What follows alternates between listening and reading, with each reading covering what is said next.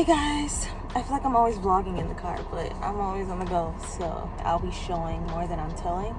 That's my goal with this one. Alright, so I'm starting off this vlog. I think it's going to be really cool. This is really essentially going to be a big camp vlog. So I know you're thinking, like, what is big camp? Big camp is a big camp. No, so a bunch of us go and we go explore the earth and the land that we live on. And we learn just about what it is, how to be environmentally friendly, how to detach from like everyday life and just really take in nature, a deeper connection with one another and just the earth. So that's essentially what it is. So yeah, I'm feeling so many different emotions. So we went last year. So last year we did 1 week. 13 people, 1 week, one Sprinter van, and we went to Yellowstone, Yosemite, Zion, and Death Valley. And it was great. It was my second time camping. I had went camping. We did like a little tester trip about 2 weeks before up in Michigan. So it was definitely like, I was just like this the whole time, like, and looking out for animals and stuff. So this time is a little different for multiple reasons. One reason being I'm pregnant, and so I just have a lot of different emotions and thoughts and just like an unknown territory as it pertains to that, and just not knowing and trying to be as prepared as I can be for the trip. Also, the trip is 2 weeks this year, so it's not just 1 week, it's 2 weeks. So we'll be camping at those 4 places for 2 weeks. We have 2 Airbnb, so we'll stay at one Airbnb this weekend. Yeah, and then the last Airbnb is right before we head back home, I believe. So that's cool. But I am excited to camp. It's definitely going to be a challenge. It was last year, just a mental challenge and just kind of getting over yourself a little bit. So I'm excited for that. I just want to stay safe but still have fun. So that's my plan. Another reason why this one's going to be different is because I am solely photographer. We have a couple of sponsors for this trip, and so I have to capture content for that. So last year I didn't get to do as much content creation because I personally think, one, it was like my first time being in all these places, so I was kind of just taking it all in. And then 2, I was doing a lot of helping with other things. Like I was one of 2 cooks, and then we had a couple helpers, but just that, it can be a lot. And so this year I'm solely doing photography so that I can focus on that and don't have to worry about anything else. So we had a content meeting for it today, so I want to create like some different mood boards and shot lists for myself that I want to make sure I have. And then also I'm going to be vlogging as well, some of the experience. But yeah, so those are just a lot of the things that are going through my mind. And then even aside from that, stuff here at home does not stop. So I have a lot of different things that I need to be working on while I'm out and camping. Yeah, so that's what I'm thinking about. It's 13 people this year. Oh, I think it's actually down to 11 now. So it's 11 people this year. So we had a gathering a couple hours ago where we just kind of came together. Everybody brought their stuff. It's just been a long day. I've been getting last minute stuff for big camp. I've been backing up footage and making sure Eric and I have everything that we need, and even footage, like making sure I'm taking the footage that I have to edit while I'm there aside from big camp, so that I can be working on that. Just trying to be prepared and on my stuff. So I just went home to film another video, so I just came back because I want to be editing my own content too while I'm there, so and make sure I have that rolling, even though I'm not at home physically, just making sure I have that rolling as well. So, but I'm really proud of myself. I did it. I'm pushing past like how I feel in the moment, because I know I'll regret it later. It's happened multiple times before. I feel really bogged down in the moment and I'm like, I don't really want to do this, I'm not feeling it, and I always regret it later. So yeah, so I just went home, just got back from filming a video at home, and now I have a shoot that I have to go to, and so that's at like 4:40ish p.m. My mentality is changing so much, because I'm like, now I'm learning to put myself first. So I'm thinking about setting time frames. Okay, I'm going to be here this long so that I can go and take care of this. I've been wanting to do my hair, and so I really want to do that. Eric's mocking me. Want to say hi to the vlog? What's goodie? But yeah, so that's what we're about to do. We're about to go shoot. Eric's coming with me. Sometimes I just want to be with him. So he said, do you want me to come with you? Today was one of those days. And it's a quick shoot. It's nothing crazy. It's probably going to be like 20 minutes. Really simple deliverables. But I'll see you guys in a minute at the shoot. Eric's going to get some BT this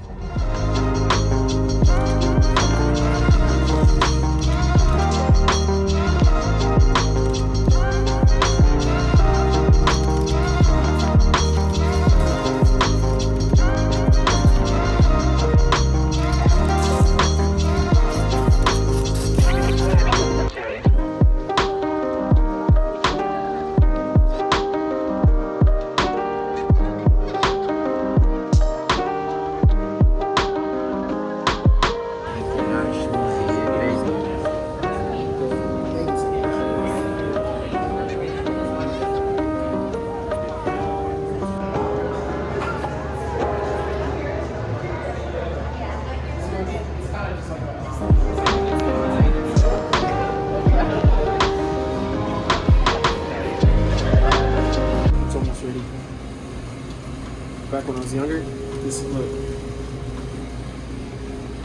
I used to take him to the head. Good thing you're not younger anymore, right? Guess so, huh? That's like, this is like almost white. Yeah, I know, because the coffee's so gross. Coffee's bad too.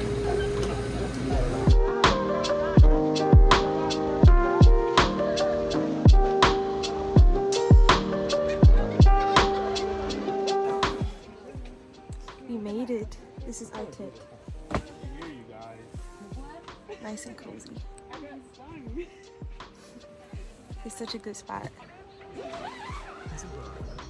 And we're about to go get some eat, so I'll film that and show you guys what we're eating. Bon appetit. Thanks, boo. Wow.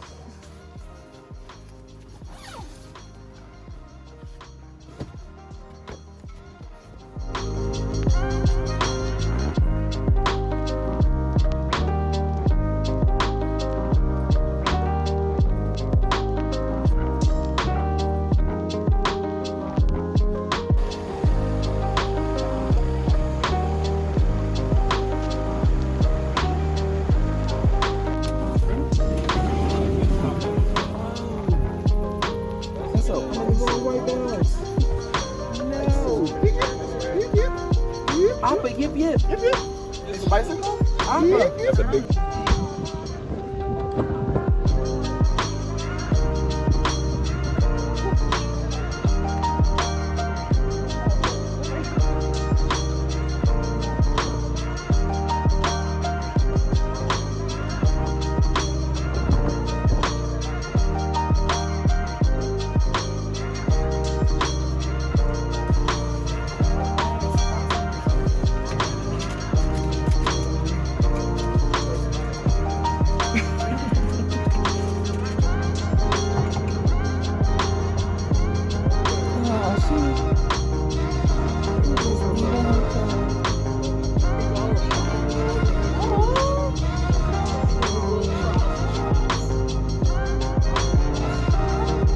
Uh-oh. Oh, there you go. There you go. He's looking for her. He's looking for her.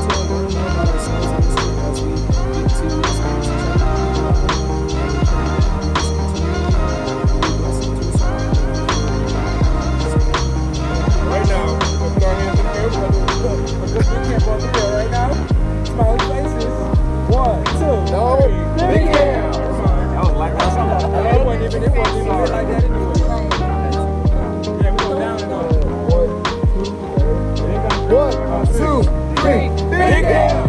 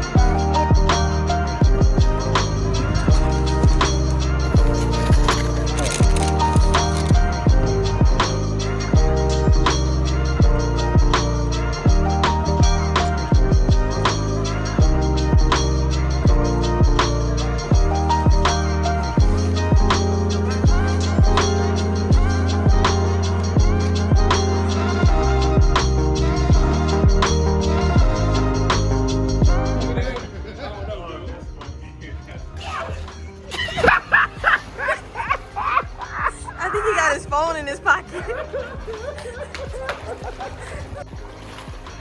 Don't run! You for sure saw him when you got the baby. I felt like he was just like spinning around. At 9.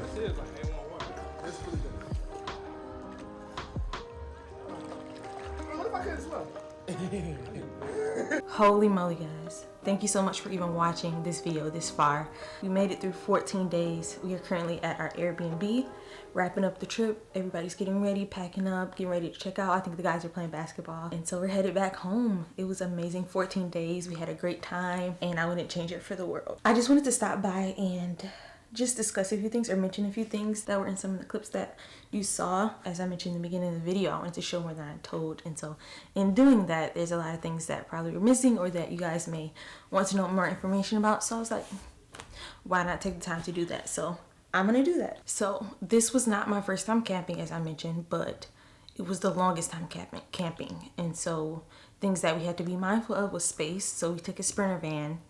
And so there was limited space, so everyone couldn't bring like 4 and 5 bags. Everyone couldn't bring big blow-ups, so we had to pack light. Thankfully we had a Airbnb that we stopped at the 7-day mark that we were able to wash and just replenish ourselves. But some of the things that we packed to make those things light were a blow-up mat. Now you're like, what is the difference between a blow-up mat and a blow-up mattress? We thought that the blow-up mat would be a lot thinner and smaller, compact once folded and deflated.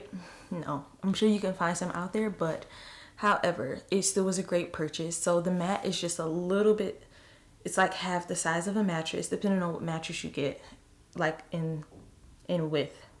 And so it doesn't stick up as high, depending on what mattress you get. And so it also blows up differently. It doesn't take electric blow up. It takes, it blows up by the air. And also there's like a little pump you can use, but for the most part it's blown up by the air, just the regular air that you breathe. And so that was pretty cool because we don't always have access to plugins and power. So, and if we do, I use it on that. So that's what we got. You saw a clip of that. It was a green and gray mat that you saw in our tent. That's what we used. It did really well. From past experiences using the blow-up mattresses, they get holes in them and they just don't hold up well in the weather. I don't think I've ever had a great mattress, either Eric or I.